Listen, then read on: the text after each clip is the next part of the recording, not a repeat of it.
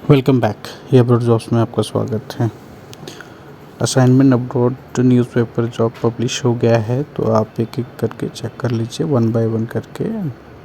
बहुत सारी जॉब हैं, 1000+ जॉब हैं। और कोशिश है कि इसमें होता है कि आपको सारे और जो लाइसेंस एजेंसी होता है, रजिस्टर्ड एजेंसी को ही पिक किया जाता है, तो इसमें चांसेस बहुत कम होते हैं फ्रॉड होने के। फिर भी आप अपने एंड से एक बार एजेंसी को चेक कर लीजिए।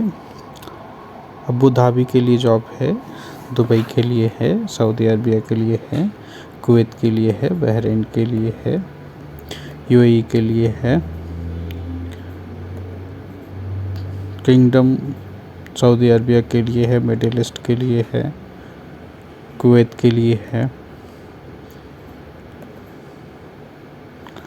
सिंगापुर के लिए, मलेशिया के लिए, माल्टा यूरोप के लिए और यूएसए के लिए भी है। तो वन बाय वन करके आप चेक कर लीजिए।